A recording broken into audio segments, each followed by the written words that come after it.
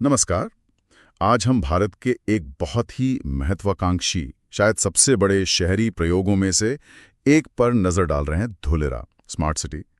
सवाल यह है कि क्या यह सिर्फ एक सपना है कागजों पर, या 2030 तक यह सचमुच एक बड़ा औद्योगिक केंद्र, ग्रीन एनर्जी का पावर हाउस और एक मॉडर्न कनेक्टेड शहर बन सकता है। देखिए, हमारे पास सरकारी दस्तावेज हैं, मीडिया अपडेट्स हैं, प्रोजेक्ट रिपोर्ट्स भी हैं, और हमारा मिशन है इन सब स्रोतों को खंगाल कर धोलेरा के 2030 के विजन की सबसे अहम बातें सामने लाना। तो चलिए शुरू करते हैं। धोलेरा ये गुजरात में है, खंबात की खाड़ी के पास। भारत का पहला नियोजित ग्रीनफील्ड स्मार्ट शहर कह सकते हैं।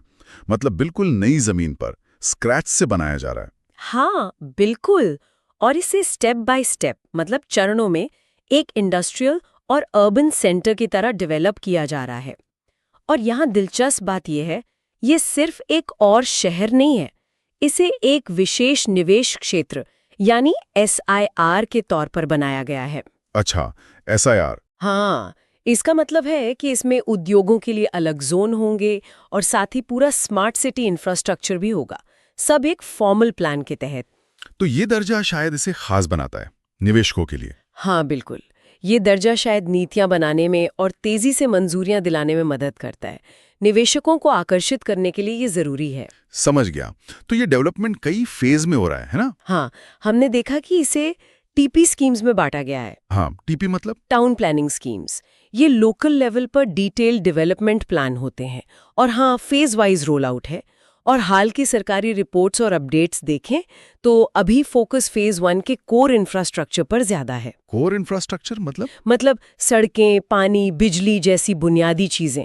पर सबसे ज्यादा जो सुनने में आ रहा है वो है नया ग्रीनफील्ड एयरपोर्ट। हाँ, एयरपोर्ट की बात करें तो आधिकारिक टाइमलाइन क्या है?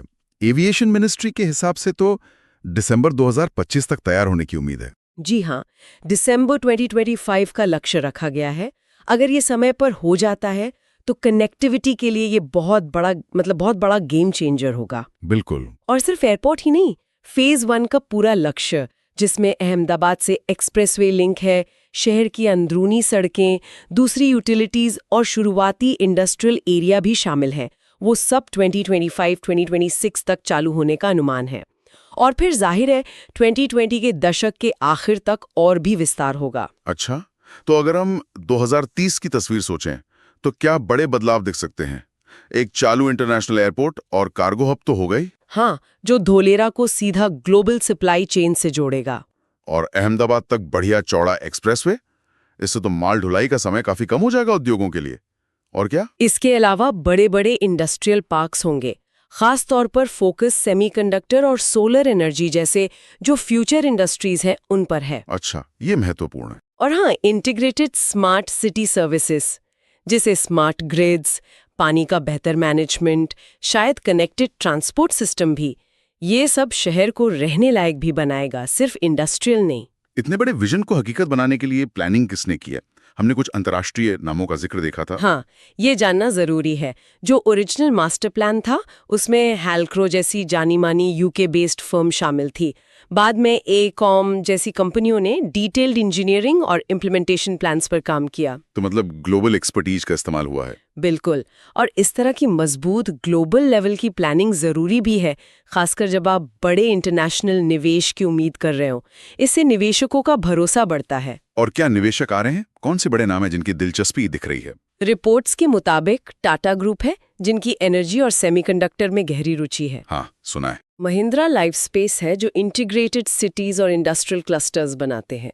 और भी कई इंडस्ट्रियल प्लेयर्स हैं जो renewable energy, electronics, manufacturing, logistics जैसे सेक्टर्स में रुचि दिखा रहे हैं या शायद जमीन भी ले चुके हैं। तो असल में यही निवेश हैं जो इस इंफ्रास्ट्रक्चर को नौकरियों और असली इकोनॉमिक एक्टिविटी में बदलेंगे। बिल्कुल सही। तो 2030 तक ये सब आम लोगों के लिए, वहां रहने वालों के लिए क्या मायने रखेगा, अगर ये योजनाएं और निवेश समय पर पूरे होते हैं तो? देखिए, अगर सब कुछ प्लान के मुताबिक चलता है तो मैन्युफैक्चरिंग, सोलर, लॉजिस्टिक्स, एविएशन और इनसे जुड़ी सर्विसेज में हजारों डायरेक्ट और इनडायरेक्ट नौकरियां पैदा हो सकती हैं। हजारों नौकरियां?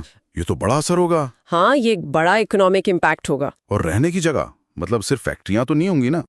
साथ ही अस्पताल, स्कूल, शॉपिंग सेंटर जैसी सोशल सुविधाएं भी प्लान का हिस्सा हैं। और ये स्मार्ट सिटी मॉडल, इसका क्या मतलब है रहन सहन के लिए? इसका उद्देश्य है बेहतर शहरी जीवन देना, जैसे सुनियोजित सड़कें, हरे भरे पार्क, बाढ़ रोकने का बेहतर इंतजाम, स्मार्ट यूटिलिटीज जैसे बिजली पानी। हालांकि असल में क्वालिटी ऑफ लाइफ इस पर निर्भर करेगी कि ये सेवाएं कितनी अच्छी तरह से लागू और मैनेज की जाती हैं। लेकिन थोड़ा यथार्थवादी भी होना जरूरी है। इतने बड़े ग्रीनफील्ड प्रोजेक्ट्स में हमेशा कुछ जोखिम तो होते ही हैं। हाँ, बिल्कुल। किन चुनौतियों पर नजर रखनी चाहिए? देखिए, कई चुनौतियां हैं। एक तो भूमि अधिग्रहण और लोगों के पुनर्वास के मुद्दे कभी-कभी प्रोसेस को धीमा कर देते हैं। हाँ, ये तो होता है अक्सर।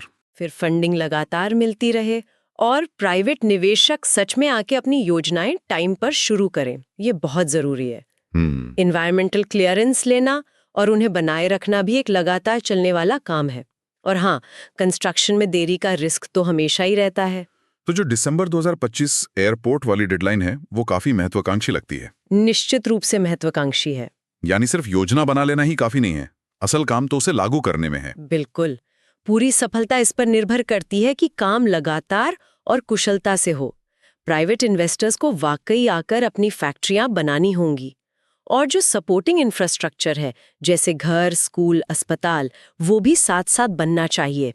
ऐसा नहीं हो सकता कि फैक्ट्रियां बन जाएं और रहने की जगह ना हो।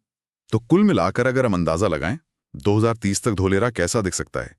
मान लें कि सरकारी टाइमलाइन और निवेशकों के वादे काफी हद तक पूरे होते हैं, तो हम एक ऐसे उभरते हुए औद्योगिक शहर को देख सकते हैं जहां एक चालू इंटरनेशनल एयरपोर्ट होगा, बड़े सोलर और इंडस्ट्रियल प्रोजेक्ट चल रहे होंगे और एक बढ़ती हुई वर्कफोर्स को सपोर्ट करने के लिए शुरुआती आवासीय इलाके भी बन चुके होंगे। मतलब एक तेजी से बढ़ता हुआ प्लान्ड इंडस्ट्रियल अर्बन सेंटर। हाँ, बिल्कुल। शायद 2030 तक ये पूरी तरह से विकसित मेगा सिटी न हो जैसा हम सोचते हैं, लेकिन हाँ, निश्चित रूप से एक शक्तिशाली इकोनॉमिक इंजन बनने की राह पर होगा, जिसमें आगे बढ़ने की बहुत क्षमता होगी। दिलचस्प। और ये हमें एक अहम सवाल पे लाता है। हाँ, और वो सवाल ये है कि धोलेरा जैसे जो इतने विशाल, पूरी तरह से प्लान किए गए शहर होते हैं, उनका भविष्य सिर्फ महत्वाकांक्षी योजनाओं पर कितना निर्भर करता है और कितना इस बात पर कि जमीन पर उन योजनाओं को कितनी कुशलता से, कितनी फ्लेक्सिबिलिटी के साथ और कितने समय पर लागू किया जाता है। ये सोचने वाली बात है। बिल्कुल। तो आज की इस गहरी पड़ताल के लिए बस इतना ही।